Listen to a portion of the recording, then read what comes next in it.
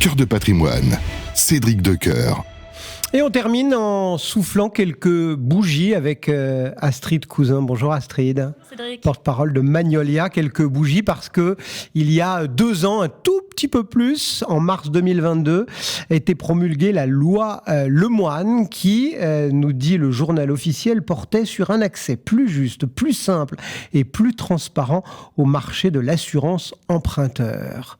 Bon, on rappelle un peu moins pompeusement de quoi on cause. Alors, il y a vraiment 2 grands pans de cette loi qui ont été mis en vigueur le 1er juin, donc c'est pour ça qu'on fête son anniversaire. Le premier, c'est le changement d'assurance à tout moment. Donc, les délais sont terminés. Vous pouvez changer des signatures du contrat avec votre banque. Vous pouvez changer finalement dès la semaine suivante. Donc ça, c'était une première grande révolution. Et la deuxième grande révolution également, c'était la fin du questionnaire de santé pour tous les prêts de moins de 200 000 euros lorsque le crédit se termine avant les 60 ans de l'emprunteur. Alors, ces quelques points-là, ils sont apparus parce qu'il y avait des soucis qui bloquaient un petit peu, qui empêchaient. Il y a eu plein d'étapes, etc. Et toute la profession et une partie des médias s'étaient mobilisés pour dire allez, maintenant, il faut un petit peu améliorer les choses. Une fois que ça a été voté, une fois que ça a été promulgué, une fois que c'est rentré en application, ça a été un vrai succès, cette loi ? Exactement. Comme vous avez dit, Cédric, on faisait des lois pour faire pansement sur des premières lois qui avaient été votées, mais qui finalement ne connaissaient pas le succès attendu. Donc, au bout d'un certain temps, certains députés se sont rassemblés et ont décidé qu'on arrêtait justement ces fameuses lois pansement, qu'on allait aller loin dans la plaie, qu'on allait vraiment essayer d'ouvrir ce marché au maximum. Donc, c'est comme ça qu'on en est arrivé à la résiliation à tout moment, et non plus soit quand vous voulez la première année, soit chaque année de date d'anniversaire avec un préavis de 2 mois, etc. Donc maintenant, voilà, ça laisse une liberté à l'emprunteur total. Et c'est vrai qu'au départ, ça a été un très grand succès. Chez Magnolia.fr, par exemple, on a eu plus 80% de demandes de changement d'assurance. Donc c'est colossal à notre échelle. Ouais. Le CCSF, d'ailleurs, aussi a noté ce bond de 80% de changement. Donc finalement, on a été assez révélateur de ce qui s'est passé sur le marché. Mais pour autant, quand on regarde un petit peu dans le détail, le marché, lui, n'a à peine bougé d'un point, puisque les banques aujourd'hui détiennent toujours 84% du marché de l'assurance emprunteur versus 85%. Donc en clair, tous ceux qui étaient dans la seringue se sont précipités et ça a fait une bosse sur vos courbes. Mais après, c'est tout. Oui, il y a eu un très grand engouement médiatique déjà. Qui a été couvert par toutes les grandes chaînes. Donc, je pense que ça a bien sûr aidé. L'information s'est diffusée et en effet, tout le monde a saisi l'opportunité. Mais pour autant, c'est un marché tellement énorme. En fait, on parle de tous les emprunteurs français. Pourquoi il n'y a plus de séisme ? Pourquoi finalement, l'ensemble des emprunteurs, puisque tout le monde pouvait, entre guillemets, être concerné, ne s'est pas présenté au guichet ? C'est une grande question. Je pense que quand même, le premier pan, c'est, il y a quand même des démarches.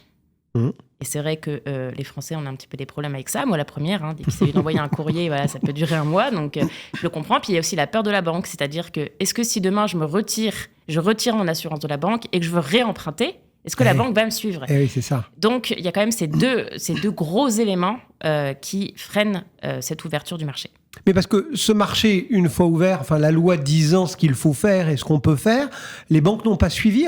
Aujourd'hui, vous dites c'est uniquement de la faute des consommateurs parce qu'ils n'ont pas pris le taureau par les cornes, ou est-ce que quelque part aussi, on va dire, le secteur n'a pas trop joué le jeu ? Alors, les banques, c'est vrai qu'elles ont mis en place des nouvelles manœuvres qui ont pour objectif d'empêcher l'emprunteur de quitter l'assurance groupe bancaire. Donc, ça va être des manœuvres.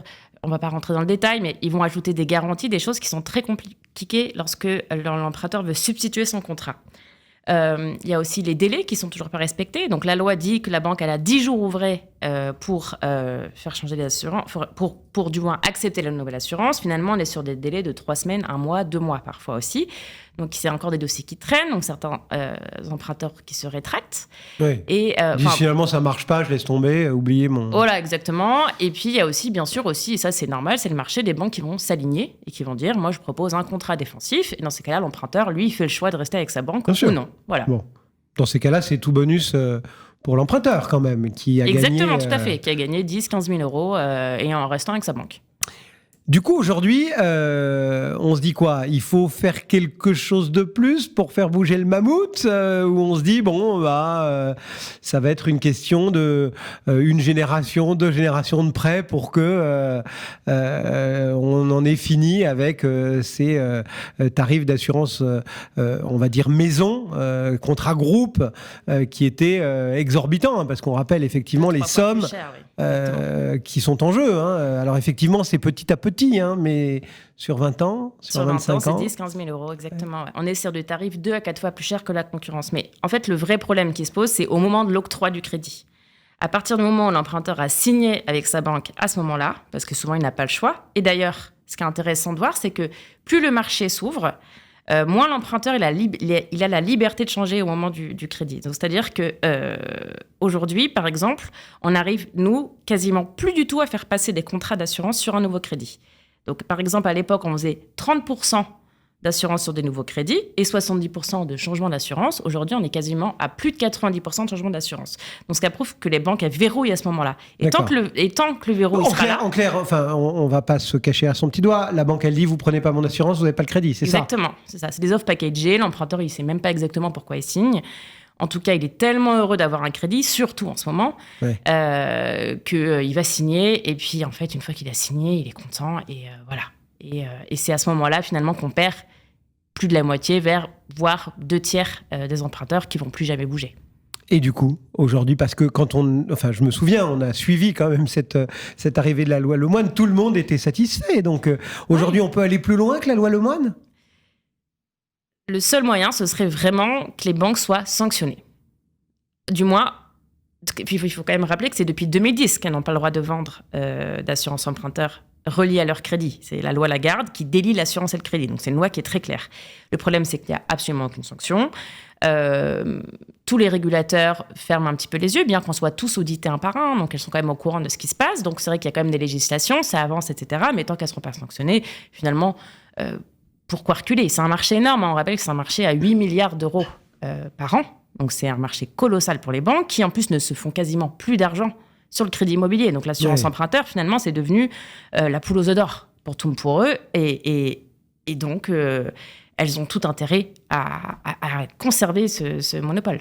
On rappelle peut-être pour nos auditeurs les quelques idées qu'il faut avoir en tête, enfin, ou les quelques critères, parce qu'on se souvient, hein, au moment des renégociations de crédit, on disait il faut encore avoir X années de remboursement de crédit à faire, il ne faut pas être ceci, il faut être cela, enfin bref, il y avait comme ça une espèce de cadre où chacun pouvait assez rapidement se faire sa photo et se dire bon bah oui, il faut que j'appelle mon courtier, ou non, c'est même plus la peine que j'appelle mon courtier. Aujourd'hui, un emprunteur qui aurait fait l'autruche, qui n'aurait encore rien tenté, rien écouté, qu'est-ce qu'il faut qu'il se dise, qu'est-ce qu'il faut qu'il regarde pour peut-être se décider à appeler un courtier, Magnolia on l'espère pour vous, mais voilà, à se dire je m'occupe de mon assurance emprunteur. Alors il faut être, c'est mieux dans la première moitié de son crédit, donc souvent dans les 10 premières années de son emprunt. Il y a aussi des tranches d'âge qui sont importantes. C'est vrai que passé 45 ou 50 ans, les taux augmentent énormément en délégation. Donc c'est vrai que en fait, il faut se dire que plus vous êtes jeune et moins vous avez attendu, plus les économies vont être très importantes. Ce que je vous disais tout à l'heure, on parle de 10-15 000 euros. Un couple de 30 ans, c'est 15 000 euros par emprunteur d'économie. Donc ça peut être 30 000 euros à l'échelle d'un couple. Donc ça, c'est la première chose qu'il faut se dire. Et surtout, il faut se dire, allez sur un comparateur. Donc il y a bien sûr Magnolia, mais il y en a plein d'autres sur Internet. Vous tapez vos quelques infos et puis vous comparez et en 3 secondes, vous avez un tarif. Au pire, vous êtes au-dessus. Bon, bah, vous restez avec votre banque et vous êtes en dessous, vous changez. Ça n'engage à rien. C'est très simple. Mais bien sûr, moins vous avez attendu, plus ça va être intéressant. Bon, alors ça, c'est vraiment le changement d'assurance, etc. Juste un petit mot aussi de ce questionnaire de santé, parce que ça avait pas mal fait jaser aussi. Et on s'était dit, en fait, ça va juste remonter les tarifs et puis il n'y aura plus d'intérêt. Et puis, enfin, c'est bien quand même de pouvoir emprunter sans questionnaire de santé jusqu'à...